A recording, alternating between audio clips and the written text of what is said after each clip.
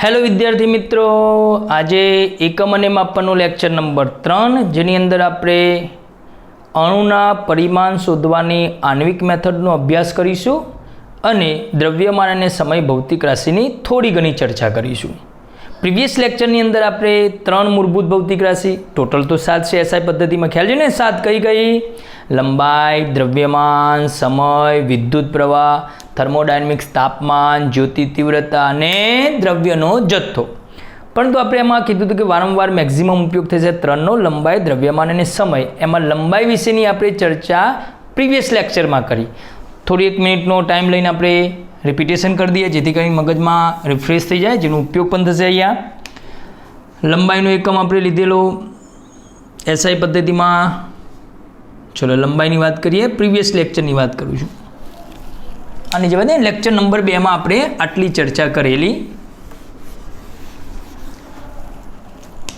लंबाईना संदर्भमां। जो लंबाईनो एसआई पद्धतिमां एक मीटर, परंतु आपणे जोयुं तो व्यवहारिक एकमो छे, प्रेक्टिकल एकम, प्रेक्टिकल यूनिट, जेम के एस्ट्रोनॉमिकल यूनिट, प्रकाश वर्ष अने पार्सेक। तो एनी किंमतो लखी दीए आपणे। एक astronomical unit is equal to, पहला तो डेफिनेशन शुं हती आनी? सूर्य थी पृथ्वी वच्चेना सरेराश अंतरने एक एस्ट्रोनॉमिकल यूनिट कहे छे, जेनी किंमत 1.496 क्रॉस 10⁻11 मीटर। मोटा एकम है, मीटर, किलोमीटर ने बहु मोटा एकम है। एना करता पण मोटो एकम कयो तो मित्रों? प्रकाश वर्ष, 1 लाइट ईयर। प्रकाश वर्ष समयनो एकम नथी, बराबर ने? अंतरनो एकम है। व्याख्या शुं हती? सूर्य प्रकाशे 3 क्रॉस 10⁸ मीटर पर सेकंड झड़पथी 1 वर्ष में कापेलू अंतर। केटली किंमत आई थी? 9.46 क्रॉस 10⁻15 मीटर। अने सौथी मोटो एकम पार्सेक, 1 पार्सेक। 1 पार्सेक की किंमत आई थी 3.08 क्रॉस 10⁻16 मीटर। एनी पण डेफिनेशन है, एनी पण साबिती आपी थी। तो आ प्रीवियस लेक्चर में आपणे आटली चर्चा करी। बीजी एक बाबत जोई थी आपणे प्रीवियस लेक्चर में के लंबाई मापवा माटेनुं आपणी पासे जे हाथ वगू साधन जे मीटर पट्टी, एमां एक शब्द हतो आपणो लमास। लमासनो मतलब लघुत्तम माप शक्ति। ओके, हूँ आ प्रीवियस लेक्चर की चर्चा करूँ छूं। एनी अंदर मीटर पट्टीनी लमास केटली हती मित्रों? 0.1 सेंटीमीटर। नाना में नाना बे कापा वच्चेनुं अंतर, एने आपणे मीटर में लखी दीधुं 10⁻³ मीटर। आना करता खूब ज नानी वस्तु होय तो मीटर पट्टी करता पण सारूं साधन चोकसाईवाळुं कयुं? Vernier calipers. चलो वर्नियर कैलिपर्स में एनी लमास केटली थी? 0.01 सेंटीमीटर। मीटर में लखे तो 10⁻⁻4 मीटर।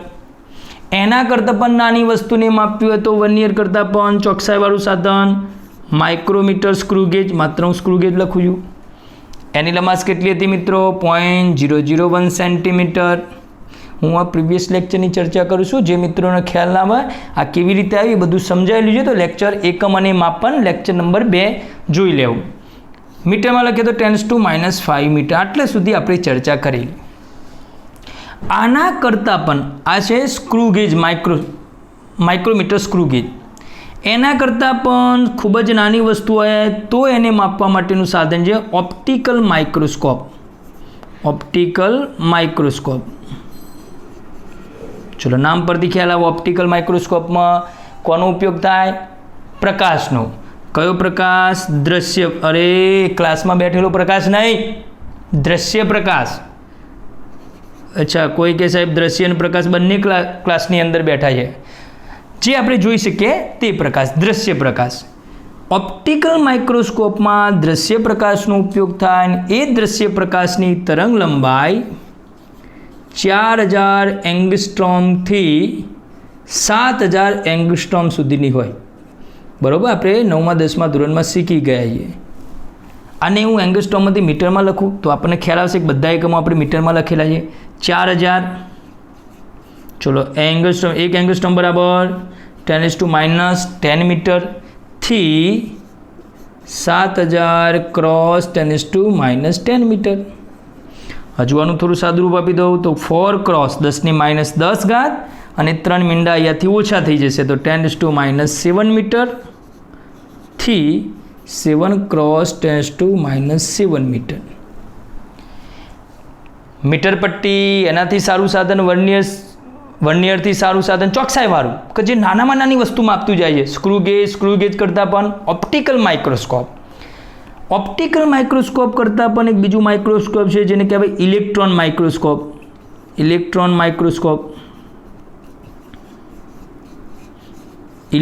માઇક્રોસ્કોપ જેવી રીતે અહીંયા દ્રશ્ય પ્રકાશનો ઉપયોગ કરવામાં આવે છે એવી રીતે ત્યાં ઇલેક્ટ્રોનનો તરંગ તરીકે ઉપયોગ કરવામાં આવે અને જેની જેને વિભેદન શક્તિ બોલવું અથવા લમાસ કહું તેની વિભેદન શક્તિ છે 0.6 એંગસ્ટ્રોમ. આટલી નાની વસ્તુને માપી શકે. ચલો એંગસ્ટ્રોમમાંથી રૂપાંતર કરીએ તો 0.6 × 10⁻⁻10 મીટર. જ્યારે ન્યુક્લિયસ અને ન્યુક્લિયસમાં રહેલા પ્રોટોનનું વાક્યરચના મિસ્ટેક થઈ. ન્યુક્લિયસ અને ન્યુક્લિયસમાં રહેલા પ્રોટોન તો એમનો જે વ્યાસ છે 10⁻14 થી 10⁻15 મીટરનો છે. 10⁻14 મીટરથી 10⁻15 મીટર ન્યુક્લિયસ. તો સમજો ઇલેક્ટ્રોન માઇક્રોસ્કોપની મદદથી તમે ન્યુક્લિયસ પણ ના જોઈ શકો કારણ કે ઇલેક્ટ્રોન માઇક્રોસ્કોપની લિમિટ કેટલી છે 10⁻10. એના કરતાં નાની વસ્તુ છે ન્યુક્લિયસ, પરમાણુ. તો પરમાણુના ન્યુક્લિયસને જોવા માટે એક લેટેસ્ટ માઇક્રોસ્કોપ આવે જેને કહેવાય scanning tunnelling microscope. STM scanning tunnelling microscope. જો ક્લિયર થઈ ગયું એ આ નામ લઈ જવું. લંબાઈનો આખો કોટા કમ્પ્લીટ થઈ ગયો. મીટર પટ્ટી આપણી હાથ વગું સાધન છે. મીટર પટ્ટી 0.1 સેન્ટીમીટર અથવા મીટરમાં લખું 10⁻³ મીટર. એના કરતાં ચોકસાઈવાળું માઇક્રોમીટર સ્ક્રૂગેજ 10⁻⁴ મીટર. એના કરતાં પણ ચોકસાઈવાળું માઇક્રોમીટર વર્નિયર કેલિપર્સ આવે ને. મીટર પટ્ટી 10⁻³ metre, vernier 10⁻⁴ metre, micrometer screw gauge 10⁻⁵ metre. Optical microscope તો 4000 એંગસ્ટ્રોમથી 7000 એંગસ્ટ્રોમ દ્રશ્ય પ્રકાશનો ઉપયોગ કરશે. તો એની કિંમત જુઓ તમે 10⁻3, 4, 5, 7. આના બધા કરતાં ઓપ્ટિકલ માઇક્રોસ્કોપ સારું. એ ઓપ્ટિકલ માઇક્રોસ્કોપમાં 10⁻7 સુધીનું વિભેદન છે. એના કરતાં પણ સારું સાધન ઇલેક્ટ્રોન માઇક્રોસ્કોપ જે 10⁻10 મીટર સુધીનું ચોકસાઈથી માપે છે. અને એના કરતાં પણ સારું સ્કેનિંગ ટનલિંગ માઇક્રોસ્કોપ જે 10⁻14 કિંમત તમને આપેલી નથી. 10⁻14 અથવા 10⁻15 મીટરના ક્રમનું ચોકસાઈથી માપે છે. તો વસ્તુ મીટર પટ્ટીથી નાનામાં નાનું છેક ન્યુક્લિયસ સુધીની ચર્ચા થઈ ગઈ. હવે ઉપર જઈએ તો કે ભાઈ મીટર કરતાં મોટો એકમ કિલોમીટર. દૂરના એકમ તો કિલોમીટર કરતાં બહુ જ મોટો એકમ એસ્ટ્રોનોમિકલ યુનિટ. એના કરતાં મોટો એકમ પ્રકાશ વર્ષ. એના કરતાં મોટો એકમ પારસેક. તો નાનામાં નાની વસ્તુ માપવા માટેનું સાધનથી માંડીને મોટામાં મોટા એકમો સુધીની ચર્ચા થઈ ગઈ લંબાઈની. હા, અને પ્રીવિયસ લેક્ચરમાં આપણે આ તો કીધેલું છે કે એંગસ્ટ્રોમ બરાબર 10⁻10 મીટર ખ્યાલ છે ને. પછી આપણે લીધું હતું મિલીમીટર, માઇક્રોમીટર, નેનોમીટર, પિકોમીટર અને ફર્મીમીટર. મિલીમીટરમાં 10⁻3, માઇક્રોમાં 10⁻6, નેનોમાં 10⁻9, પિકોમાં 10⁻12 અને ફર્મીમાં 10⁻15. ઓકે, નાનામાં નાના એકમો આવી ગયા, મોટામાં મોટા એકમો આવી ગયા. અને નાનામાં નાનું એવું સાધન કે જે સાધનની મદદથી ન્યુક્લિયસ પણ જોઈ શકાય. ઓકે મિત્રો, તો લંબાઈનું કામકાજ અહીંયા ક્લિયર કરી છે. હવે પ્રશ્ન થયો કે જેવી રીતે ખૂબ જ મોટું અંતર શોધવા માટેની આપણી પાસે મેથડ હતી જેને નામ આપ્યું હતું આપણે દ્રષ્ટિ સ્થાનભેદની રીત, એવી રીતે ખૂબ જ નાના અણુને શોધવા માટેની આપણી પાસે આ સાધન હશે તો જોઈ શકાશે. પણ બીજી એક મેથડ જેને કહેવાય આણ્વિક સ્તરની મેથડ. ચલો સ્ક્રીનશોટ લઈ લો. આ રીતે જ યાદ રાખજો ક્રમમાં. લમાસ કહે તો આ બધી એની લમાસ કહેવાય, વિભેદન શક્તિ કહેવાય. જે શબ્દ વાપરી શકાય. દ્રશ્ય પ્રકાશમાં એની તરંગ લંબાઈ શબ્દ આવી ગયો. ઓપ્ટિકલ માઇક્રોસ્કોપની લેન્થ આવી ગઈ, ચોકસાઈ આવી ગઈ. ઓકે, ચલો નવી મેથડ. જો મિત્રો હવે ખૂબ જ નાના અણુનું પરિમાણ એટલે એનો વ્યાસ અથવા એની જાડાઈ પણ કહી શકીએ ને. આપણે કોઈ અણુ લઈ લઈએ તો અણુનું પરિમાણ એટલે એનો વ્યાસ અથવા એની જાડાઈના સંદર્ભમાં શોધવાની આણ્વિક સ્તરની રીત. બુકની અંદર એકદમ શોર્ટમાં મેથડ આપેલી છે, સમજવી પડશે. સમજી લઈએ આણ્વિક સ્તરની રીત શું કહે છે. તો ધારો કે આપણી પાસે એક ઓલિક એસિડ છે, એ ઓલિક એસિડના અણુનો વ્યાસ શોધવો છે. વ્યાસ એટલે પરિમાણ. ઓલિક એસિડના અણુનો વ્યાસ શોધવો. અચ્છા, એક સિમ્પલ મેથડ સમજીએ. આણ્વિક સ્તર એટલે શું? તમે બધા નાના હશો ત્યારે અત્યારે પણ રમતા હશો. હું પણ આ લોકડાઉનના સમયમાં બાળકો સાથે લકોટી અથવા આપણે કાચના સરા તરીકે અથવા લોખંડના સરાની વાત કરીએ. મારી પાસે લોખંડના સરા છે. એ લોખંડના સરા તદ્દન સરખા છે બધા, અને આ લોખંડના સરાનું મારે વ્યાસ શોધવો છે. હવે એ લોખંડના સરાઓ એકબીજા પર આવી રીતે અસંખ્ય સરાઓ ગોઠવેલા છે. ખ્યાલ આવ્યો? ભાઈ આપણે સરાને અણુ તરીકે લઈશું તો એક અણુ તો હોય નહીં. જ્યારે હું એમ કહું છું કે ઓલિક એસિડ છે તો ઓલિક એસિડનું માત્ર હું એક ટીપું વેડું, કોઈ જગ્યાએ એક ટીપું અથવા એક બૂંદ પાડું તો બૂંદ એટલે એક અણુ. ના, કેટલાય અણુ હશે ઓલિક એસિડના? તો હવે ધારી લઈએ કે ચલો મારી પાસે આવા સરા છે. લોખંડના સરાનું એક આખું જાડું સ્તર બનાવ્યું આપણે આ પ્રમાણે. હવે મારે આમાંથી એક સરાનો વ્યાસ શોધવો છે. તો એક કામ કરીએ, આપણે જે લેયર બનાવ્યું છે એ, અને બીજી બાબત, સરોના જે સરો છે એ સરાને આપણે તોડી શકતા નથી. અથવા લકોટી વિચારીએ કાચની, તો આ કાચની લકોટીને તોડી શકતા નથી, એટલી મજબૂત છે, ઉધારી લઈએ. હવે આ જે લેયર છે એ લેયરને હું પ્રેશર આપતો જાઉં. સમજો, કોઈ પણ કારણસર આપણે આમને પ્રેશર આપીએ. આ બધું વિસ્તાર આગળ એમના એમ છે. હું જેમ જેમ આને પ્રેશર આપતો જાઉં તેમ તેમ શું થાય? શું થશે મિત્રો? જેમ જેમ હું અહીંયા પ્રેશર આપતો જાઉં તેમ તેમ આ સરા એકબીજા ઉપર શું થશે? સરકશે. અને એના કારણે ધીમે ધીમે એક અવસ્થા એવી આવશે કે આ ઉપરના સરા સરકતા સરકતા બાજુમાં આવતા જશે, અને આ લેયર હશે શું બનતું જશે? પાતળું બનતું જાય. ચલો હજુ પ્રેશર આપીએ, હજુ પ્રેશર આપીએ. એક કન્ડિશન એવી આવે ખરી, સમજ પડે છે ને? એક કન્ડિશન એવી આવશે કે પાતળું લેયર એટલું બધું બની જશે, પાતળું, કે માત્ર તેની અંદર એનું એક જ લેયર હોય. લોખંડના સરા લીધા જઈએ તો એ સરાને આ લેયરને દબાવતા જઈએ તો પાતળું થતું જશે. એક સમય એવો આવશે કે મેં કીધું કે સરાને હવે તોડી શકાતો નથી, તો એક એવો અવસ્થા આવશે કે એક એટલું પાતળું લેયર બનશે કે પાતળા લેયરની જાડાઈ ઇઝ ઇક્વલ ટુ એ છરાનો વ્યાસ.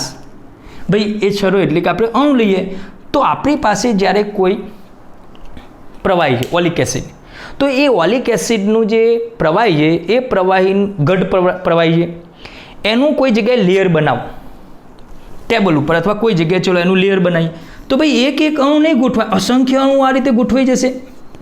તો એ લેયરને બને એટલું મારે શું કરવાનું? પાતળું બનાવવાનું. જેમ જેમ લેયર પાતળું બનતું જશે, લેયર પાતળું બનતું જશે, તો છેક એક એવી અવસ્થા આવશે કે એનું એટલું પાતળું લેયર બનાવીએ કે પાતળા લેયરની જાડાઈ, સમજણ પડે ને? આની જાડાઈ ઇઝ ઇક્વલ ટુ આનું શું બની ગયું? વ્યાસ. એટલું પાતળું લેયર બનાવીએ કે એ પાતળા લેયરમાં ઓલિક એસિડના એક એક અણુનું સ્તર બની જાય, તો એના સ્તરની જાડાઈ ઇઝ ઇક્વલ ટુ ઓલિક એસિડનો વ્યાસ. તો હવે આપણી પાસે જે ઓલિક એસિડ છે એને શું કરવાનું છે એ સમજણ પડવી જોઈએ. શું કરવાનું છે? પાતળું લેયર બનાવવાનું છે. તો ઓલિક એસિડનું પાતળું લેયર બનાવવા માટે એની અંદર બીજું કંઈ ઉમેરવું પડશે? ચલો, ઓલિક એસિડના અણુનું મારે વ્યાસ શોધવો છે. તો એક કામ કરીએ, આપણે ઓલિક એસિડ અને એની અંદર આલ્કોહોલ ઉમેરીશું.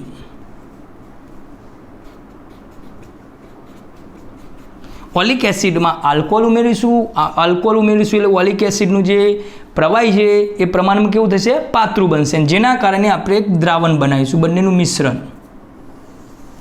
ઓકે, ચલો ઓલિક એસિડ મેં લઈશ 1 સેન્ટીમીટર ક્યુબ. 1 સેન્ટીમીટર ક્યુબ જેટલું ઓલિક એસિડ લીધું કદની દ્રષ્ટિએ. એમાં 19 સેન્ટીમીટર ક્યુબ આલ્કોહોલ ઉમેર્યું.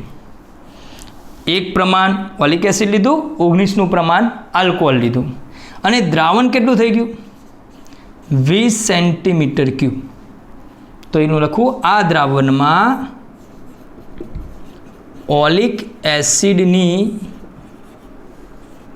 સાંદ્રતાનું પ્રમાણ અથવા એનું કદ કેટલું લખાય મિત્રો? તમે બોલો પછી લખવું છે. પ્રમાણ કદ ટોટલ દ્રાવણ કેટલું 20 છે. એમાં ઓલિક એસિડનું પ્રમાણ કેટલું? 1 જ છે.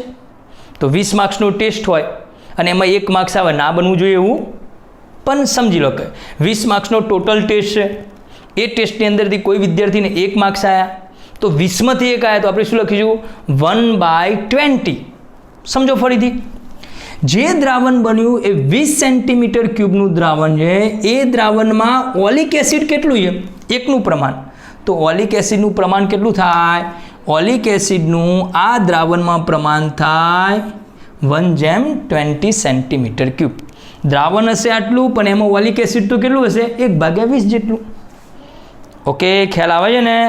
અચ્છા, એ 1/20 જેટલું જે દ્રાવણ બન્યું એ આ દ્રાવણ, એ દ્રાવણમાંથી પાછું 1 સેન્ટીમીટર ક્યુબ દ્રાવણ લીધું આપણે. જે દ્રાવણમાં ઓલિક એસિડનું પ્રમાણ કેટલું છે? ઓલિક એસિડનું પ્રમાણ દેખાય ને મિત્રો?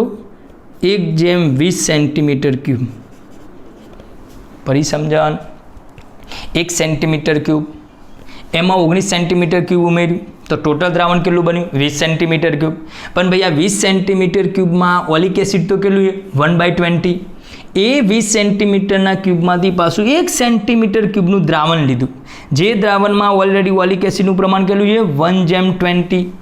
1 સેન્ટીમીટર ક્યુબમાં ફરીથી પાછું 19 સેન્ટીમીટર ક્યુબ આલ્કોહોલ ઉમેર્યો અને ઇઝ ઇક્વલ ટુ ફરીથી 20 સેન્ટીમીટર ક્યુબનું દ્રાવણ બનાવ્યું. ફરી 20 સેન્ટીમીટર ક્યુબના દ્રાવણમાંથી હવે પાત્રું બની ગયું ને, એ પાત્રામાં પાછું 1ની અંદર 19ના પ્રમાણમાં આલ્કોહોલ ઉમેર્યો તો હજુ પણ પાતળું લેયર બની ગયું. તો હવે મારો પ્રશ્ન થયો, આ દ્રાવણમાં, જેને ખ્યાલ આવે જવાબ આપજો, ઓલિક એસિડનું પ્રમાણ કેટલું? મનમાં જવાબ આપો. હું જવાબ આપું છું ફરીથી. ટોટલ હતું 1 સેન્ટીમીટર ક્યુબ, એમાં 20 બનાવ્યું તો 20માંથી 1.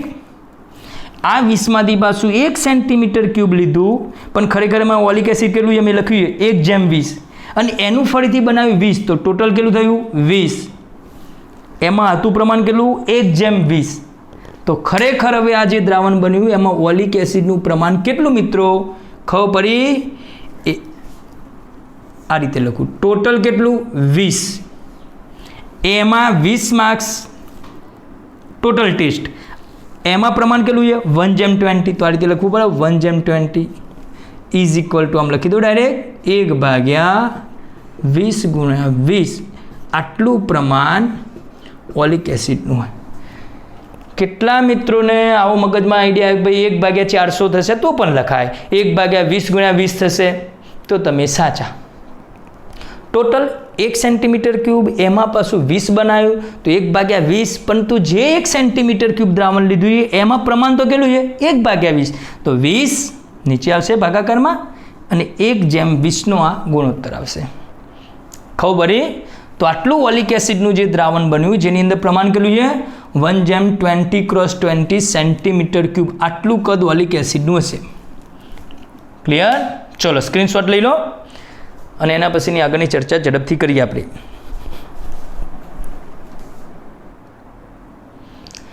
તો દ્રાવણ જે આપણે બનાવ્યું એની અંદર ઓલિક એસિડનું પ્રમાણ કેટલું છે મિત્રો?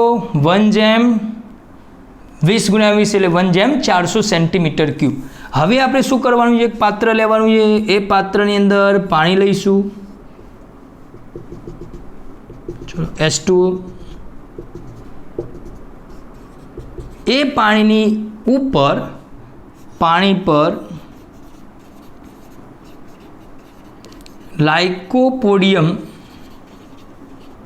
પાવડરનો છંટકાવ કરવાનો. પાવડરનું સ્તર બનાવવાનું. ઓકે, પાણી લીધું, પાણી ઉપર શું કરીશું આપણે? લાઇકોપોડિયમનો પાવડર નાખ્યો એટલે આની ઉપર આખો પાવડરનું સ્તર બની ગયું. એ પાવડરના સ્તર ઉપર આપણે જે આ દ્રાવણ લીધેલું છે, ઓલિક એસિડનું જે દ્રાવણ બનાવીએ, એ દ્રાવણના n ટીપા ઉપર નાખવાના.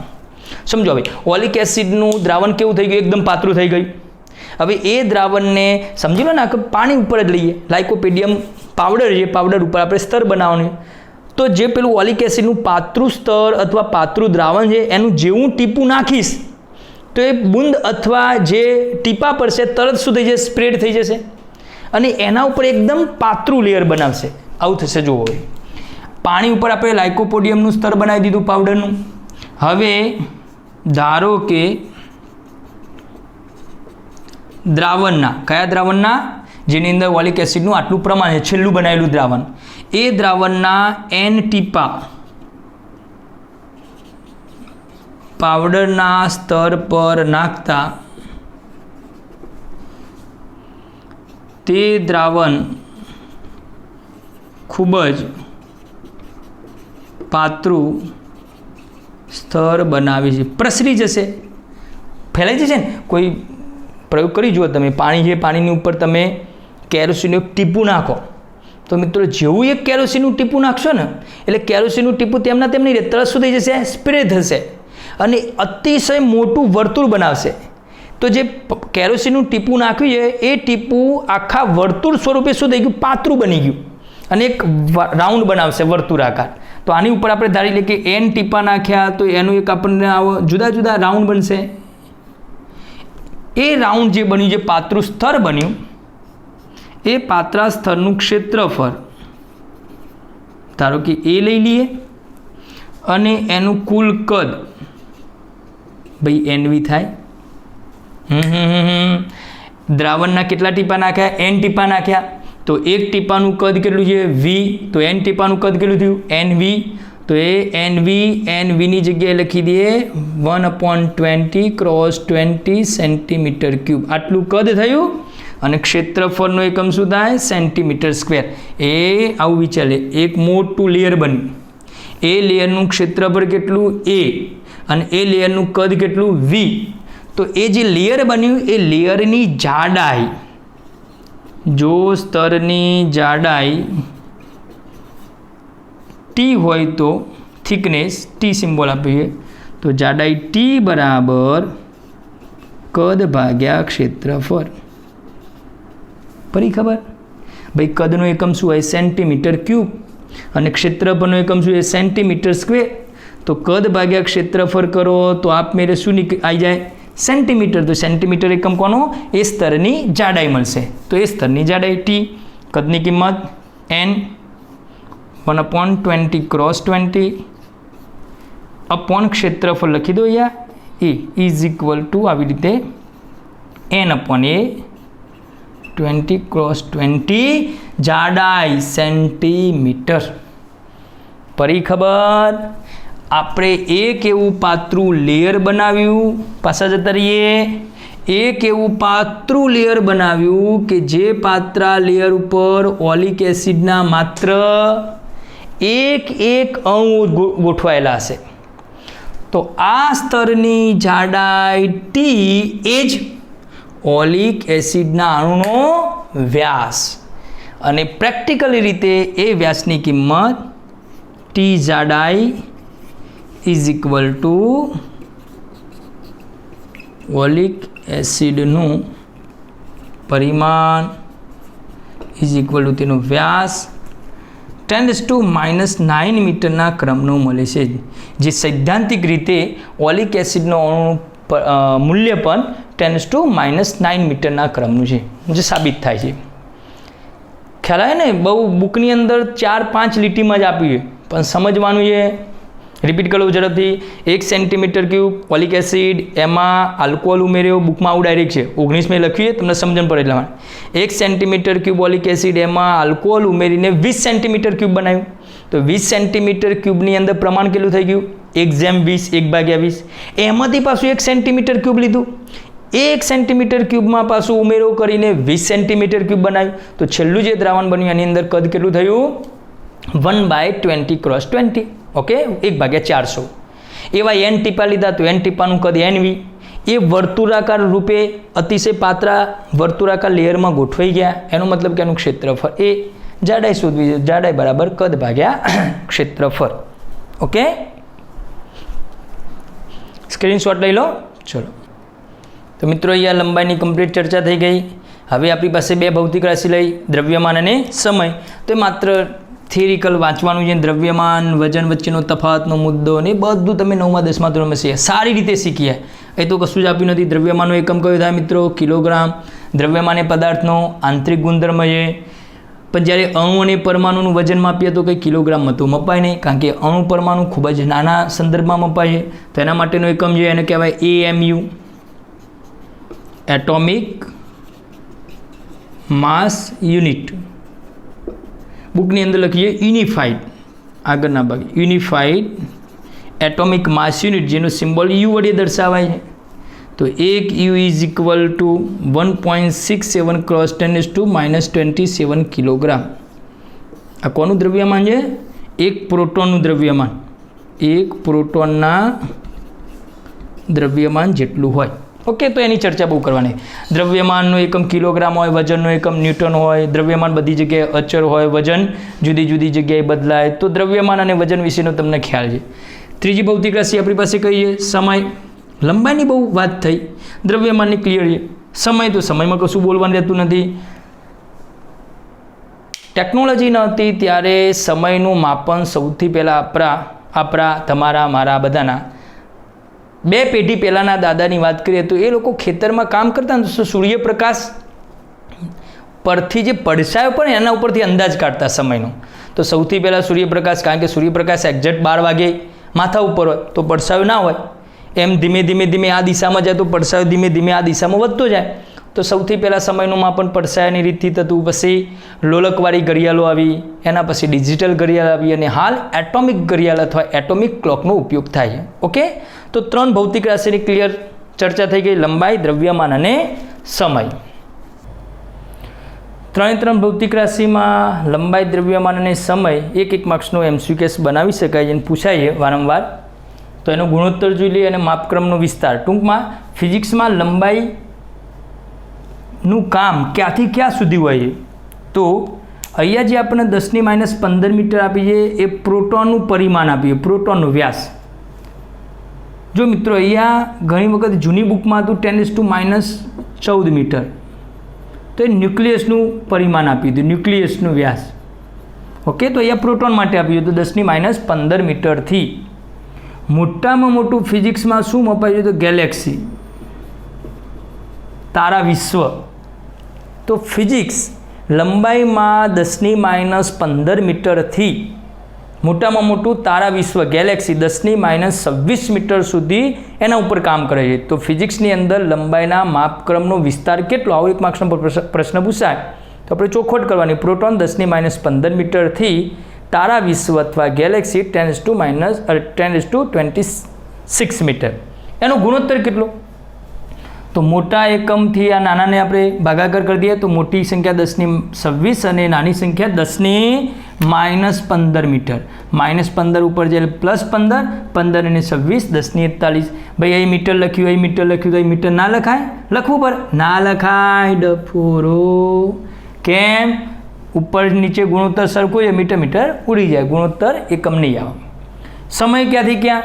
તો સમયમાં 10⁻24 સેકન્ડથી. હવે જુઓ, આજે 10⁻15 મીટર અંતર છે એને પ્રકાશના વેગ વડે, તો પ્રકાશનો વેગ કેટલો છે? 10⁸. તો એના વડે ભાગ્યે તો અંદાજિત આપણને જવાબ આવ્યો મળી જાય. જૂની બુકમાં એક્ઝેક્ટ આવતું હતું, અહીંયા આવતું નથી. 10⁻15 મીટર. તો 10⁻15 આ 10⁸ ઉપર જાય તો 10⁻8 23 થાય. હવે 3 × 10⁸ છે અને રાઉન્ડ ફિગરમાં જો આપણે 10⁹ લઈ લઈએ તો 10⁻24 સેકન્ડ આવે. તો યાદ રાખવાનું છે સમય ક્યાંથી ક્યાં? 10⁻24 સેકન્ડથી 10⁻17 સેકન્ડ સુધીનો વિસ્તાર ફિઝિક્સમાં સમયનો છે. અને ગુણોત્તર યાદ રાખવા માટે સારી બાબત એ છે કે બંનેનો ગુણોત્તર સરખો થાય છે. દ્રવ્યમાનની વાત કરીએ તો ફિઝિક્સમાં નાનામાં નાનો કણ કયો? बोल्યું कोई बोल्યું साचू कयो इलेक्ट्रॉन। तो इलेक्ट्रॉनનું દ્રવ્યમાન 10⁻³ કિલોગ્રામ એક્ઝેક્ટ કિંમત 12 સાયન્સમાં જોઈશું આપણે 9.1 × 10⁻31 કિલોગ્રામ। આ તો કોઈ વિદ્યાર્થી પ્રશ્ન કરે તો એક્ઝેક્ટ કિંમત આટલી છે, પણ 9.1ને આપણે રાઉન્ડ ફિગરમાં 10 કહી દઈએ તો 10⁻31, તો 10⁻31 અને 10 એટલે 10⁻30 કિલોગ્રામ। ઓકે, તો ઇલેક્ટ્રોનનું દ્રવ્યમાન 10⁻30 કિલોગ્રામથી બ્રહ્માંડનું દ્રવ્યમાન 10⁻55 કિલોગ્રામ છે, 10⁻55 કિલોગ્રામ। તો ગુણોત્તર કેટલો થયો? 10⁻55 ભાગ્યા 10⁻30, તો ગુણોત્તર આવશે 10⁻85। એક માર્ક્સના એમસીક્યુએસ માટે પ્રશ્ન પૂછી શકાય। તો મિત્રો આજે આપણે અહીંયા લંબાઈ, દ્રવ્યમાન અને સમય ત્રણેયનો ગુણોત્તર કમ્પ્લીટ કરી દીધો, ત્રણેય ભૌતિક રાશિની ચર્ચા કમ્પ્લીટ કરી। હવે આપણે જોઈશું ચોકસાઈ અને સચોટતા। હું ટાઈમ જોઈ લઉં કેટલો વિડીયો બન્યો છે અને એના સંદર્ભમાં આપણે આગળ જઈએ। ઓકે, હજુ તો 30 મિનિટ જ થઈ જાય ને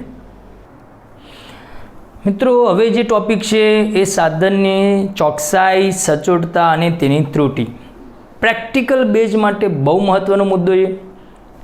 ચોકસાઈ અને સચોટતા બંને શબ્દો, બંનેનો અર્થ અલગ અલગ છે, એ પણ આપણે સરસ રીતે સમજીશું। અને ત્રુટિના સંદર્ભમાં દાખલા પણ પૂછાય છે અને પ્રેક્ટિકલમાં બહુ મહત્વ છે। નીટ અને જીની અંદર ત્રુટિના સંદર્ભમાં એક્ઝામ્પલ હોય જ, એમસીક્યુએસ હોય જ, તો ધ્યાન રાખીશું, સમજીશું સિમ્પલ નાના ઉદાહરણ વડે। કોઈપણ સાધનની ચોકસાઈ અને સચોટતા એટલે શું? તો પહેલાં આપણે જોઈએ ચોકસાઈ અને પછી ત્રુટિની વાત કરીએ છીએ। ચલો, ચોકસાઈનો મતલબ થયો જે તે ભૌતિક રાશિનું માપન તેના સાચા મૂલ્યની કેટલું નજીક છે તે દર્શાવે છે।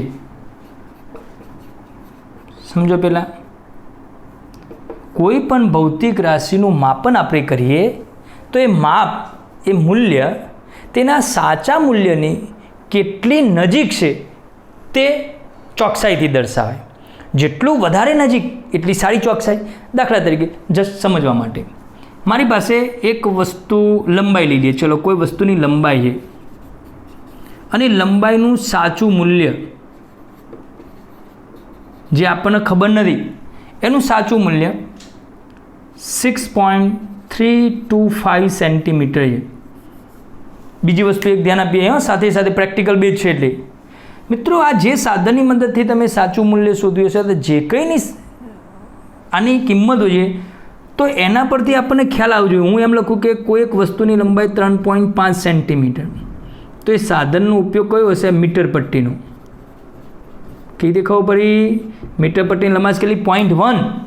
જેની લંબાઈ 0.1 હોય તો પોઈન્ટ પછી એક કાપો આવે।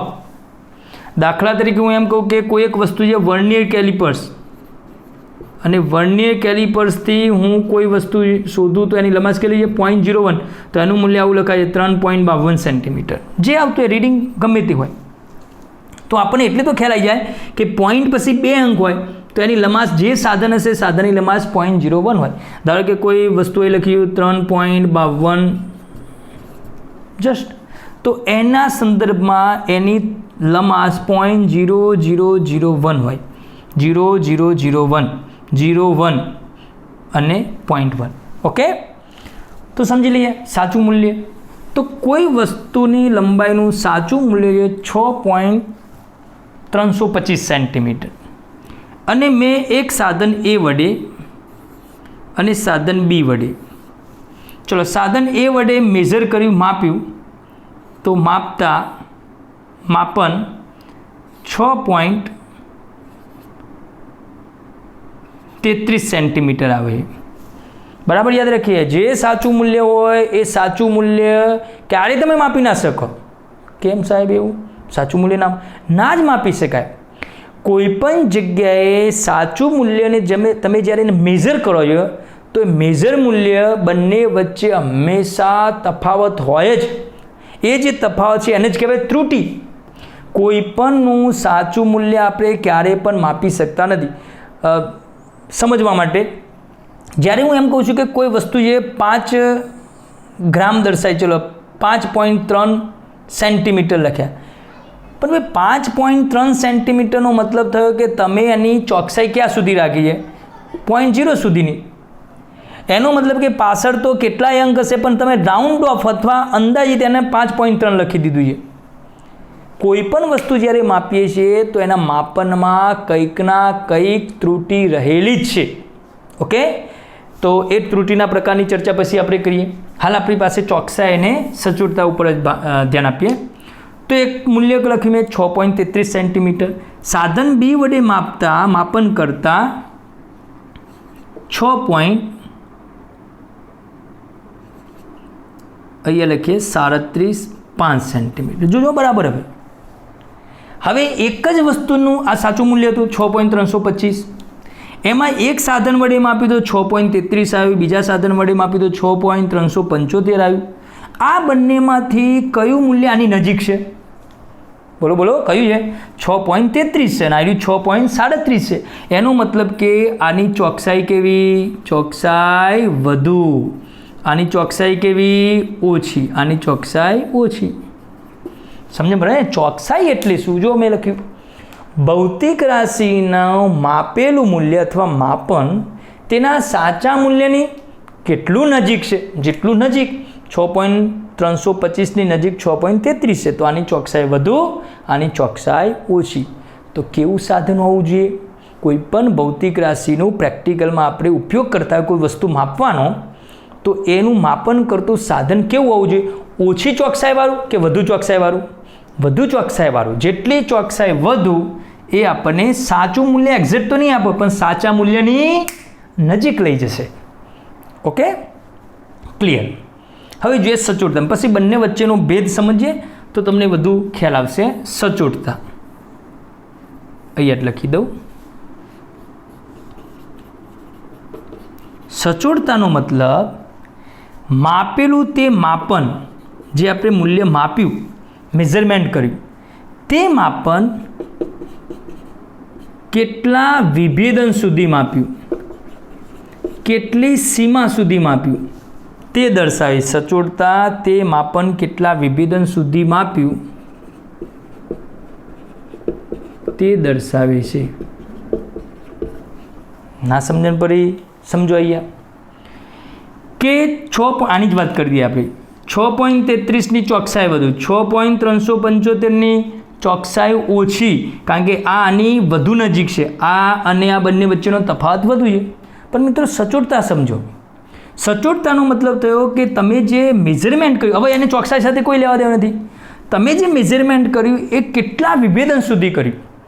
તો અહીંયા આપણે કેટલું વિભેદન લીધું? 0.01. પોઈન્ટ પછી 2 કાપાય. અહીંયા વિભેદન છે પોઈન્ટ પછી 3 અંક છે. તો વધારે વિભેદન કોનું થયું? સમજો આનું વિભેદન થાય 0.01 અને આનું થાય 0.001. મતલબ કે અહીંયા ચોકસાઈને ભૂલી જઈએ તો સચોટતા કોની? આની સચોટતા કેવી થઈ? ઓછી. આની સચોટતા થઈ વધારે. આને પોઈન્ટ પછી 2 અંક સુધી સચોટ છે, આ પોઈન્ટ પછી 3 અંક સુધી સચોટ છે, તો આની સચોટતા વધુ, સચોટતા વધારે અને આની સચોટતા ઓછી.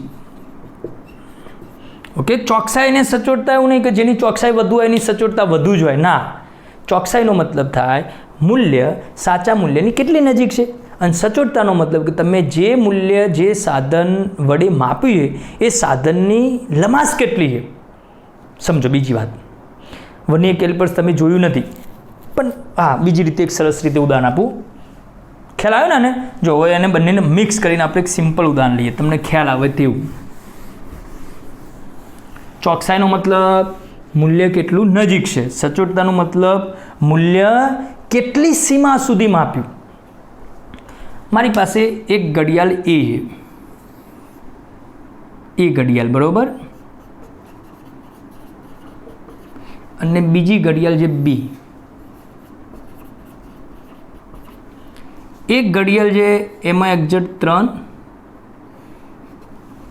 ઓકે, અને મિનિટ પણ દર્શાવે 3 વાગ્યા ને 5 મિનિટ થઈ, 3 અને 5. 3 કલાક 5 મિનિટ એવું લખીએ છીએ. એની અંદર સેકન્ડ કાંટો નથી. એક ઘડિયાળ છે જેની અંદર 3-5 મિનિટ અને સેકન્ડ કાંટો છે એ અહીંયા 20 સુધી બતાવે છે. ઓકે, તો આનો ટાઈમ થયો 3. આ મિનિટ કાંટો છે, થોડા આના કરતાં મિનિટ કાંટો 5 ઉપર છે અને સેકન્ડ કાંટો 20 ઉપર છે. ઉધારી લઈએ તો કેટલા વાગ્યા ભાઈ? 3 કલાક 5 મિનિટ અને 20 સેકન્ડ. ઓકે, બરાબર સમજો. હવે બંને હું કિંમતો બદલતો જઈશ, તમારા જવાબો બદલતા જશે. તમે વિદ્યાર્થી તરીકે પરીક્ષા આપવા જઈ રહ્યા છો અને પરીક્ષા આપવા જતી વખતે તમારે ઘડિયાળ જોઈએ છે. તમારા ઘરની અંદર 2 ઘડિયાળ પડી છે. ઘડિયાળ એ છે જેની અંદર કાંટા ઘડિયાળ જેવું ધારી લઈએ, એમાં કલાક અને મિનિટ કાંટો છે, અને એક બીજી ઘડિયાળ છે જેમાં કલાક, મિનિટ અને સેકન્ડ 3 બતાવે છે. જીપીએસસી યુપીએસસીની પરીક્ષાની તૈયારી કરો છો ને એવા સમયે તમને ખ્યાલ હશે, બહાર સાયન્સમાં પણ આવશે, સેકન્ડની કિંમત છે. એક એમસીક્યુ 1 સેકન્ડમાં 2 સેકન્ડમાં ક્લિયર કરવાનો હોય. તો એવા સમયે તમારી પાસે 2 ઘડિયાળ છે ને તમે પેપર પરીક્ષા આપવા જઈ રહ્યા છો. બેમાંથી કોની પસંદગી કરવી સારી? એની કે બીની? તો મોટાભાગે તમે કહેશો સાહેબ આમાં સેકન્ડ નથી બતાવતા, સેકન્ડની કિંમત છે, તો તમે કહો સાહેબ આ ઘડિયાળ સારી કે જે સેકન્ડ સુધી બતાવે. તો સચોટતા કોની વધારે? આની. એ હું સચોટતા લખું અહીંયા, સચોટતા. તો ભાઈ આની સચોટતા શું છે? મિનિટ સુધી છે. આનું વિભેદન કેટલું? સીમા કેટલી? મિનિટ બતાવે. આ વધુમાં વધુ કલાક અને મિનિટ, તો આ મિનિટ સુધી બતાવે અને કલાક, મિનિટ અને આ સેકન્ડ સુધી બતાવે. તો સચોટતા કોની? સચોટતા આની થઈ ઓછી, આની થઈ વધુ. ક્લિયર? ઓકે, હવે શું થયું? તમે કીધું સાહેબ હું તો આ ઘડિયાળ લઈને જઈશ, હું બદલી નાખું. એક્ઝેક્ટ 3 ને 5 થઈ, અહીંયા 3, 5 ને 20 થઈ. અચ્છા, અહીંયા સમયના સંદર્ભમાં એક કામ કરીએ. અહીંયા 3 ને 5 છે ને, એની જગ્યાએ હું 3 ને 10 લઈ લઉં અને અહીં 3 ને 5 એટલે એક્ઝેક્ટ 3 ને 1 મિનિટ લઈ લઈએ.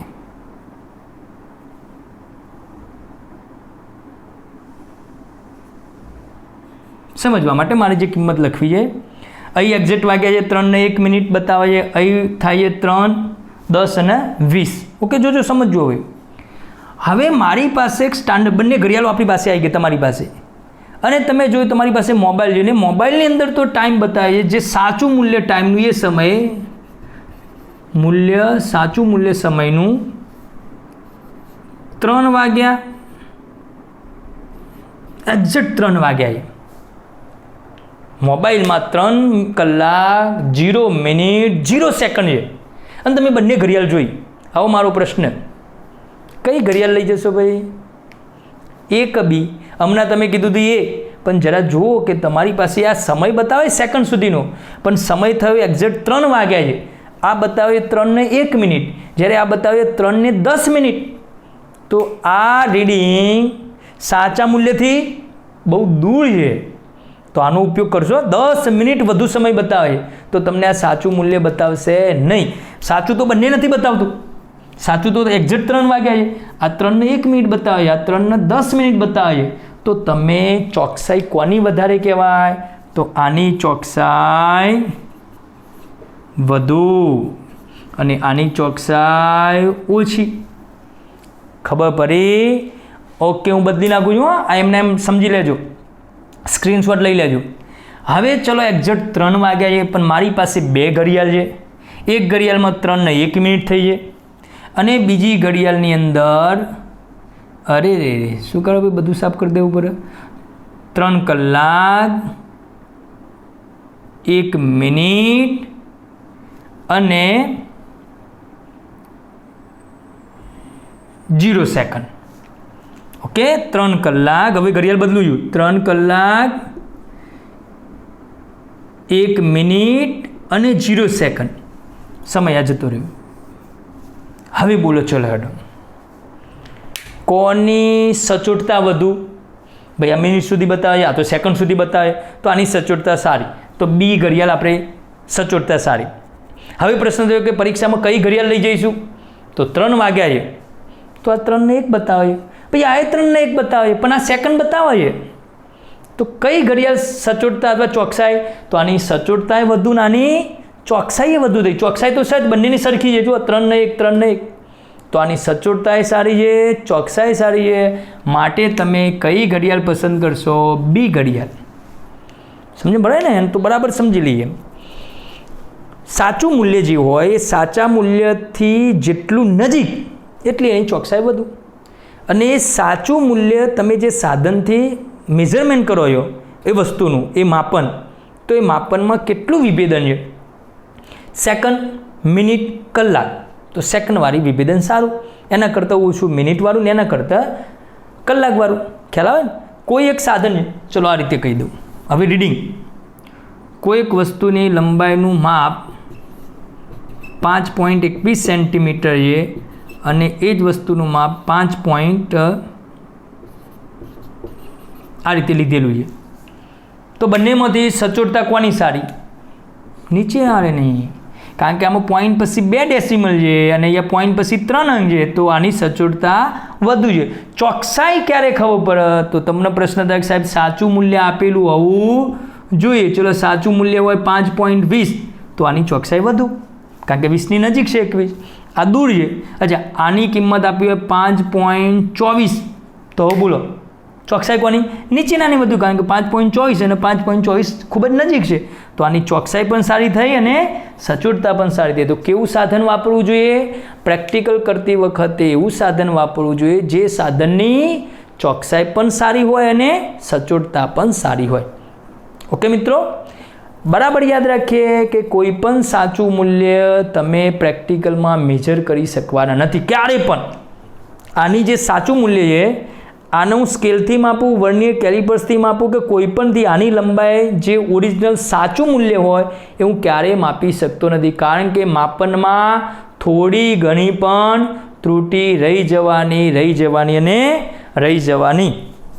તો ત્રુટી એટલે શું? ત્રુટી એટલે શું? તો એરર અથવા ત્રુટી એટલે કે જે તમે સાચું મૂલ્ય છે, સાચું મૂલ્ય અને માપન કરેલ મૂલ્ય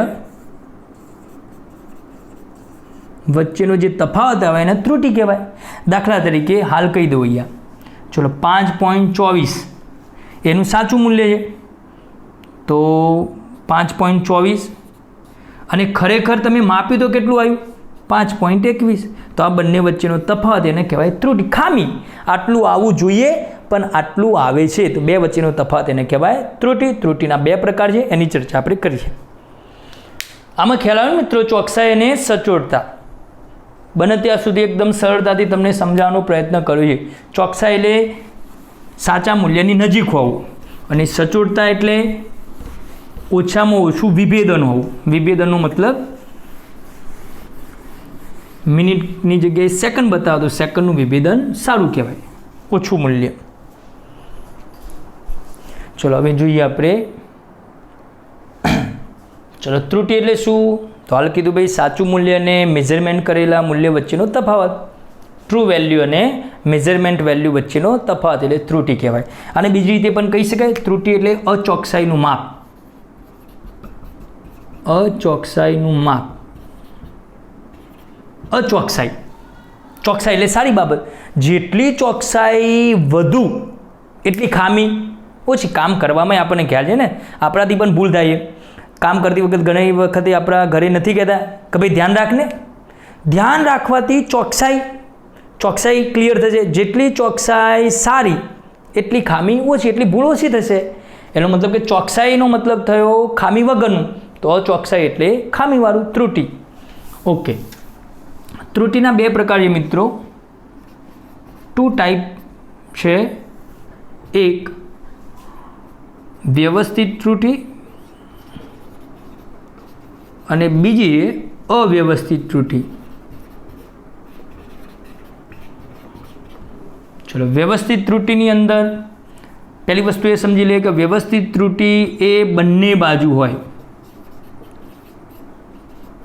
બંને બાજુ હોય એટલે ડાબી બાજુ જમણી બાજુ એવું નહીં, બંને બાજુ. એનો મતલબ થયો કે એ ત્રુટી કાં તો ધન પણ હોય કાં તો ઋણ પણ હોય. ધન પણ હોઈ શકે, ઋણ પણ હોઈ શકે. સોરી ભૂલ થઈ ગયા, એક જ બાજુ હોય. વ્યવસ્થિત ત્રુટિ ચાલે છે ને પહેલાં. વ્યવસ્થિત ત્રુટિ એ એક જ બાજુ હોય, એક જ દિશામાં.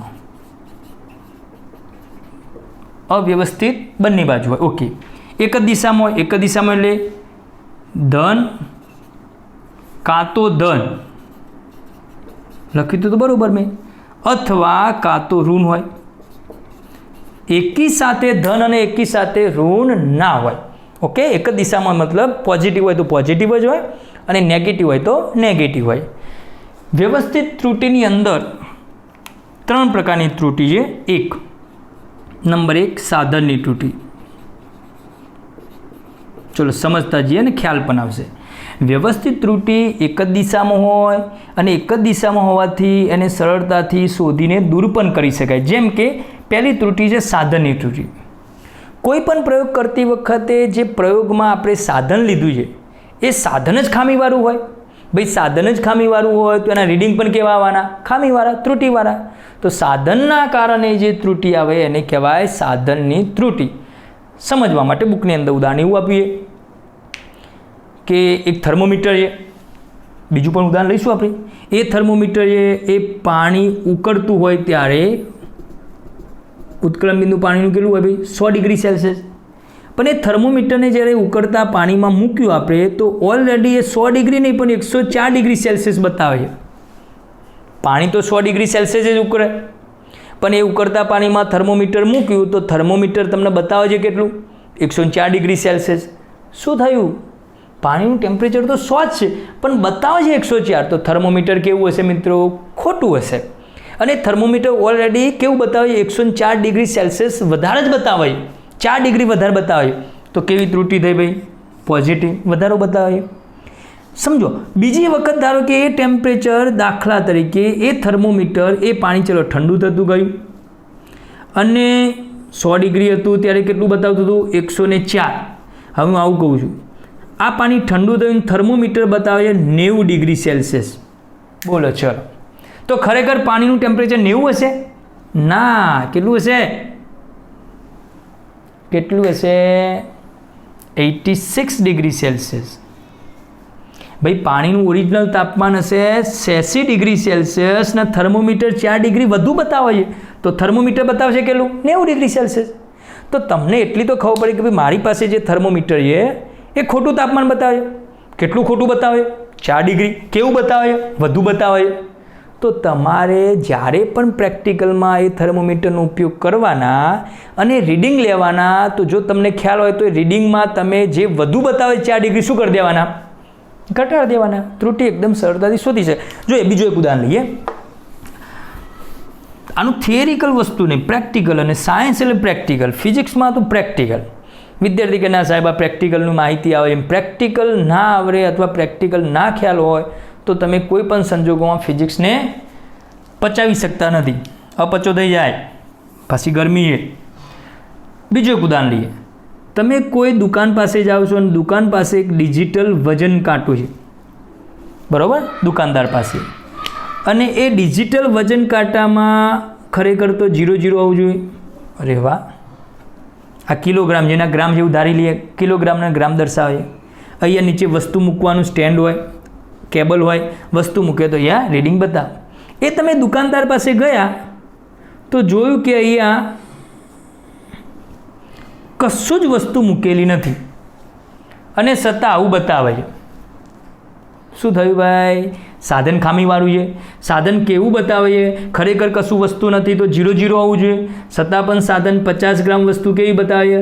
રીડિંગ વધુ બતાવે, કશું જ નથી છતાં પણ. ખબર પડી? તો ત્રુટિ કેવી? પોઝિટિવ. ખોટું બતાવે પણ વધુ બતાવે. હવે તમે અહીંયા કઈ વસ્તુ મૂકી અને વસ્તુ મૂકવાથી ટોટલ વજન અહીંયા ડિસ્પ્લે ઉપર 300 ગ્રામ દર્શાવે. તો શું ખરેખર વસ્તુ 300 ગ્રામ હશે? ના. બોલ્યું કોઈક બોલ્યું? 250 ગ્રામ હશે. ખબર પડી? કારણ કે 50 ગ્રામ તો ખોટું બતાવે. તો રીડિંગ કર્યું, માપ્યું કેટલું તમે? 300 ગ્રામ. તમને ખબર છે કે 50 ખોટું બતાવે તો એ શું કરવું પડે? બાદ કરવું પડે. તો પ્રેક્ટિકલમાં 11 સાયન્સના સૌથી પહેલાં પ્રેક્ટિકલ હશે ને વર્નિયર કેલિપર્સના, માઇક્રોમીટર, સ્ક્રૂ ગેજના, એમાં તમે બુકની અંદર પ્રેક્ટિકલ બુકમાં જોજો હું એવું વિચારું છું કે બધી સ્કૂલની અંદર સારા પ્રેક્ટિકલ થતા હશે. અમારી સ્કૂલની અંદર તો ધી બેસ્ટ રીતે પ્રેક્ટિકલ સમજાવવામાં આવે. બધી સ્કૂલમાં સારા પ્રેક્ટિકલ થતા હશે એવું માનીને તમને કહું છું કે જે પ્રેક્ટિકલ છે એની અંદર જ લખ્યું છે વર્નિયર કેલિપર્સની ત્રુટિ, શૂન્ય ત્રુટિ. શૂન્ય ત્રુટિનો મતલબ કે કોઈ ત્રુટિ જ ના હોય સાધનની, તો શૂન્ય ત્રુટિ. હવે પ્રશ્ન થયો કે ધન ત્રુટિ, એનો મતલબ કે રીડિંગ ખોટું કેટલું વધારે બતાવે, ઋણ ત્રુટિ કેટલું ઓછું બતાવે. જો મિત્રો વધુ બતાવતું હોય તમારે રીડિંગમાં શું કરવું પડે? બાદબાકી કરવી પડે. ઓછું બતાવતું હોય તો ઉમેરવું પડે. ઓકે, તો સાધન ખામીવાળું હોય તો રીડિંગ ખામીવાળા આવશે, ત્રુટિવાળા આવશે. એને કહેવાય સાધનની ત્રુટિ. અને સાધનની ત્રુટિ બહુ જ સરળતાથી સુધારી શકાય. સાધન નવું લાવી દેવાનું યાર. ચલો નંબર 2, પ્રયોગ પદ્ધતિના લીધે ઉદ્ભવતી ત્રુટિ. પ્રયોગની મેથડ ખોટી છે. બુકમાં આપેલું ઉદાહરણ લઈએ, જેમ કે બુકની અંદર એવું કીધું છે કે તમારા શરીરનું ટેમ્પરેચર માપવું હોય તો એ થર્મોમીટરને આપણે અહીંયા બગલમાં કાઢીએ છીએ. હવે એ જે ટેમ્પરેચર બતાવે ખરેખર એ ટેમ્પરેચર કરતાં શરીરનું તાપમાન વધુ જ હોય. કારણ કે તમારી અંદરનું ઇન્ટરનલ ટેમ્પરેચર માપવું જોઈએ. ઇન્ટરનલ ટેમ્પરેચર માપવા માટે થર્મોમીટરને તમે આ રીતે કોન્ટેક્ટ રાખો છો, તેમાં વાતાવરણનું પણ કામ થશે. તો એ થર્મોમીટર જે તાપમાન બતાવે એ તાપમાન આપણા શરીરના અંદરના તાપમાન કરતાં ખોટું જશે. તો અહીંયા તાપમાન માપવાની આપણી આ મેથડ છે એ કેવી છે? ખોટી છે. પ્રયોગ પદ્ધતિ ખોટી છે. ખ્યાલ આવે? તો જો પ્રયોગ પદ્ધતિ જ ખોટી હોય તો એટલા માટે થર્મોમીટરને બગલમાં રાખીએ, એની જગ્યાએ થર્મોમીટર એવા આવે છે જેને આપણે જીભની નીચે રાખીએ તો એ આના કરતાં તો રીડિંગ સારું બતાવે. તો પ્રયોગ પદ્ધતિ જ ખોટી હોય તો પ્રયોગ પદ્ધતિ ખોટી હોય તો રીડિંગ ખોટા આવશે, અને રીડિંગ ખોટા હશે તો રીડિંગની અંદર ત્રુટિ આવશે. તો પ્રયોગ પદ્ધતિની ખામી, પ્રયોગ પદ્ધતિના લીધે ઉદ્ભવતી ત્રુટિ. અને છેલ્લી વ્યક્તિગત ખામી, વ્યક્તિગત ત્રુટિ. ભાઈ વ્યક્તિગત ત્રુટિ એટલે પહેલી તો સાધન ખરાબ છે, ઓકે, એની ત્રુટિ આવી શકે. પ્રયોગ પદ્ધતિ ખોટી કરો છો તો એની ત્રુટિ આવી શકે. વ્યક્તિગત હું પ્રયોગ કરું છું તો મારી પોતાની વ્યક્તિગત ત્રુટિ હોય. જો પ્રયોગ પદ્ધતિ વ્યક્તિગત ત્રુટિ બંને એકબીજા સાથે થોડી સંકળાયેલી છે. વ્યક્તિગત ત્રુટિમાં મારું પોતાનું પૂર્વગ્રહ હોય, મારું પોતાનું રીડિંગ લેવાની ક્ષમતા ન હોય. સિમ્પલ ઉદાહરણ તમને આપું કે મારી પાસે એક એવું પ્રેક્ટિકલ છે આપણી પાસે કે માઇક્રોસ્કોપની અંદર કઈ વસ્તુ જોવાની છે અને કોઈ વિદ્યાર્થીને નંબર છે આંખના અને નંબરના ચશ્મા ઘરે ભૂલી ગયો છે. હવે એ વસ્તુ અથવા એ રીડિંગ લેશે તો એ ચોકસાઈથી રીડિંગ નહીં લઈ શકે. વ્યક્તિગત ખામી પોતાની. તો વ્યક્તિગત પૂર્વગ્રહ, વ્યક્તિગત ખામી, એના કારણે પણ ત્રુટિ આવી શકે. સમજ પડે ને? જો વ્યક્તિગત ખામીમાં બીજું આમ પણ વિચારી શકીએ, હા, મારી પાસે અહીંયા કોઈ લંબાઈ છે અને લંબાઈનું મૂલ્ય અહીં 5.2 અને અહીં 5.3 સ્કેલ છે. તો મિત્રો તમે માર્કિંગ કર્યું. દ્રષ્ટિ સાંભેદની રીત જો આપણે શીખી ગયા કે એક આંખ બંધ કરું, બીજી આંખ અખિયા મિલા કે, તો અહીંથી જ્યારે આમ કરું છું તો શું થાય? વસ્તુ સ્થાન બદલાય છે. તો કોઈ વિદ્યાર્થી છે આ વસ્તુ આમ છે, અહીં સ્કેલ છે 5.2 છે, 5.3 છે, 5.4 છે, કોઈ વચ્ચે લીટી છે, લાઇનિંગ છે, અને એ વસ્તુને હું અહીંથી આમ જોઉં, હું દેખાઉં છું, અચ્છા એ આમ જોઉં તો મને 5.2 ઉપર દેખાશે. આમ જોઉં તો કંઈક અલગ દેખાશે. એ જ રીડિંગ આમ લઉં તો 5.3 ઉપર દેખાશે. તમારી પોઝિશન જો તમે આમ બદલતા જશો તો એનું કારણે માપ પણ કેવું થશે? બદલાશે. બીજું એક ઉદાહરણ આપું, તમને ખ્યાલ આવશે. પ્રેક્ટિકલમાં આવશે બધું. એક પાઇપ લઈ લઈએ આપણે, એની અંદર પાણી ભરેલું હશે, આ રીતની સપાટી હશે. ચલો પાણી ભરી દીધું. બાજુમાં એક સ્કેલ છે, એ સ્કેલની અંદર અંક લખેલા છે આ પ્રમાણે, ઓકે.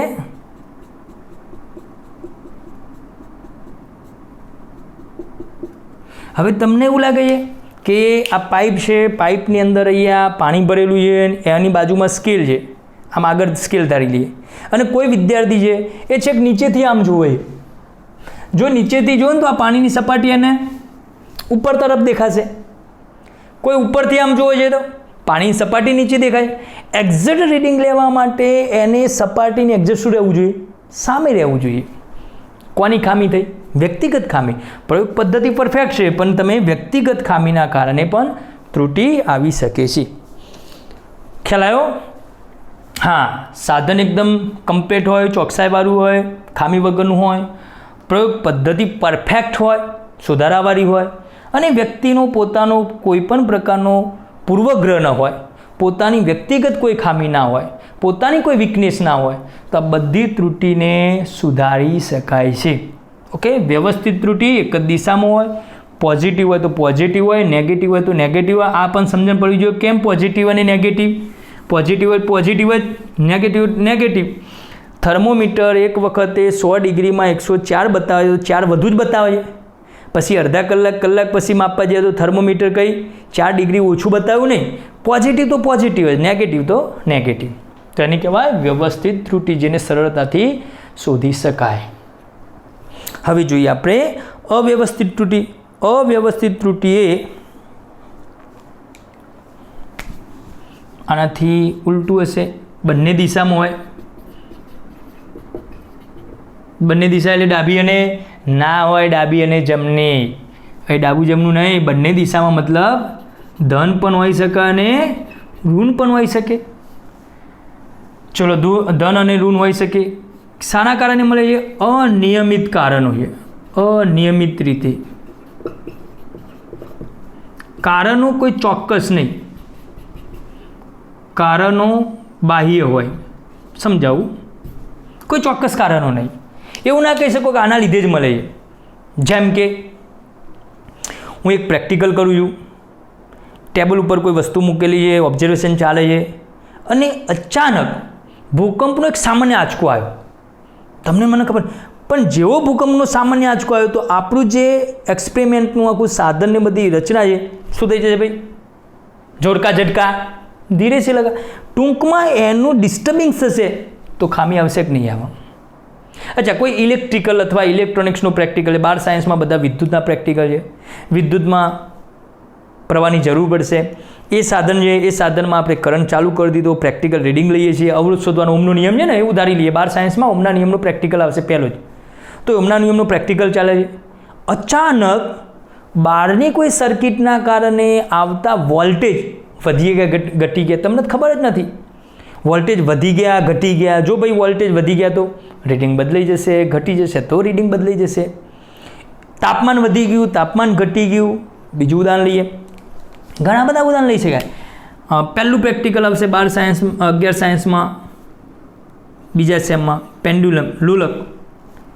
એ લોલકમાં એને લોલકને દોલનો કરાવવાના અને દોલનો પરથી એનો સમય શોધવાનો. આવર્તકાળ T = 2π√LG. આ સૂત્ર પણ આવશે, આપણે સાબિત કરીશું આ જ ચેપ્ટરમાં. એની મદદથી આપણે G શોધવાનું છે. તો પ્રેક્ટિકલ કંઈક આવો હોય. એક સાદું લોલક, એ સાદા લોલકના નીચે આમ સરો લટકાવેલો, એને આપણે આમ ફોર્સ આપીશું, એના દોલનો થશે. 1 દોલન, 2 દોલન, એવા 20 દોલન, 25 દોલન માટેનો સમય માપવાનો અને એના ઉપરથી ગણતરી કરવાની. હવે એ દોલનો ચાલતા હોય એવામાં બારી ખુલ્લી અને બારીમાંથી એકદમ પવન ઝડપથી આવી ગયો. ભાઈ પવન વધી ગયો, શું થયું? દોલનો વધી જશે. કેવા પરિબળો? બાહ્ય પરિબળો.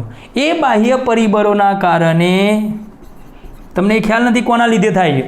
એ બાહ્ય પરિબળોના કારણે પણ પ્રેક્ટિકલની અંદર ગમે એટલું સાધન ચોકસાઈવાળું હોય, ગમે એટલી પ્રયોગ પદ્ધતિ સારી હોય, ગમે એટલું વ્યક્તિગત ત્રુટિ ના હોય, છતાં પણ રીડિંગ લેવા જઈશું ત્યારે કંઈક ના કંઈક ખામી આવે છે. એ ખામી કોના લીધે આવે છે? અવ્યવસ્થિત ત્રુટિના લીધે. અહીંયા આપણે આપણો મુદ્દો અહીંયા કમ્પ્લીટ કરીએ. છેલ્લે થોડી બાબત અહીંયા સમજી લઈએ. એક જ વિદ્યાર્થી, એ નામનો વિદ્યાર્થી, એ નામના વિદ્યાર્થીને આપણે સાધન પણ પરફેક્ટ આપ્યું છે તો સાધનની ત્રુટિ નથી. એને પ્રયોગ પદ્ધતિ પણ પરફેક્ટ સમજાય છે, પ્રયોગ પદ્ધતિની કોઈ ખામી નથી. વ્યક્તિ, વિદ્યાર્થી પ્રયોગ કરતાં પણ કમ્પ્લીટ છે. હવે એક એ પ્રયોગ કરે છે અને એક પ્રયોગની અંદર એ 10 રીડિંગ લે છે. 10 રીડિંગ લે, 1 2 3 4 5 6 7. ઓકે, 10 રીડિંગ લીધા. દાખલા તરીકે ગુરુત્વ પ્રયોગ G શોધવાનું, એક જસ્ટ સમજવા માટે. અથવા એ વિચારી લઈએ કે 20 દોલનો છે અને 20 દોલનોનો સમય માપવો છે. સ્ટોપવોચ છે એની પાસે. તો મિત્રો શું પહેલું રીડિંગ 20 દોલનોનો સમય 15 સેકન્ડ આવે છે તો બાકીના બધા રીડિંગ શું 15 સેકન્ડ આવશે? થોડું વિચારજો, ઉતાવળ નહીં કરવાની. હું પોતે પ્રયોગ કરું છું એવું વિચારો, તમે એવું વિચારો કે હું પોતે પ્રયોગ કરું છું, સાધન એના છે, બધું એના છે, મને ખબર છે. એક વખત પ્રયોગ કર્યો, બીજી વખત પ્રયોગ કર્યો, એ જ પદ્ધતિથી, પણ શું 10 વખત પ્રયોગ કરું તો 10 વખત રીડિંગ બધા સરખા આવે? ના આવે. ખ્યાલ આવ્યો તમને? એમ કે સાધન બધું સાચું પણ 10 વખત રીડિંગ લઈશું. હા, કોઈ વખત રીડિંગ સરખા પણ આવશે, પણ બધા તો સરખા નહીં જ આવે. કેમ નથી આવતા? કઈ ત્રુટિ? અવ્યવસ્થિત ત્રુટિના કારણે. સમજણ પડી? અને એને શોધવા માટેની અલગ મેથડ છે, એની ચર્ચા આપણે પછી કરીશું. ક્લિયર? વ્યવસ્થિત ત્રુટિ, અવ્યવસ્થિત ત્રુટિ એક જ દિશામાં હોય, બંને દિશામાં હોય. પોઝિટિવ તો પોઝિટિવ, નેગેટિવ તો નેગેટિવ, પોઝિટિવ પણ હોય, નેગેટિવ પણ હોય. આનો મતલબ શું થાય? કોઈ વખત 15 સેકન્ડ થાય, કોઈ વખત પાછા 16 સેકન્ડે થાય, ફરીથી જોવા જઈએ પાછા 14 સેકન્ડે થાય, વધે પાછા 15 સેકન્ડે થાય. રીડિંગ સરખા હોય, અલગ અલગ હોય. ખ્યાલ આવે? હા, બીજી વસ્તુ એક ધ્યાન આપીએ. એ નામના વિદ્યાર્થીએ એક પ્રેક્ટિકલ કર્યો 2 વખત અને રીડિંગ ગણિત સાહેબને આપી દીધા. બી નામના વિદ્યાર્થીએ પ્રેક્ટિકલ કર્યો 5 વખત, એનાય પ્રેક્ટિકલ, અને પછી ગણતરી કરીને સાહેબને આપી સરેરાશ કાઢીને. તો જેને 2 વખત પ્રયોગ કર્યો એ અને જેને 5 વખત પ્રયોગ કર્યો, બંનેમાં ચોકસાઈ કોની સારી હશે? જેને 5 વખત પ્રયોગ કર્યો. કેમ? જેમ જેમ તમે પ્રયોગનું પુનરાવર્તન કરતા જાઓ તેમ તેમ ત્રુટિ ઘટતી જાય એની સરેરાશ વેલ્યુમાં. અને આપણી રીતે પણ વિચારીએ કે જેમ જેમ પ્રયોગ વધુ વખત કરતો જાઓ તેમ તેમ ભૂલ થવાની શક્યતા ઓછી થાય. એટલે અવલોકનની સંખ્યા n જેટલી વધુ તેટલી પ્રયોગની અંદર ત્રુટિ ઓછી થાય, 0 તો ના થાય. કારણ કે મેં તમને એ સમજાવી દીધું કે કોઈ પણ વસ્તુનું મૂલ્ય સાચું મૂલ્ય હોય એટલું ને એટલું તમે ક્યારે પણ મેઝરમેન્ટ કરી શકવાના નથી. ઓકે?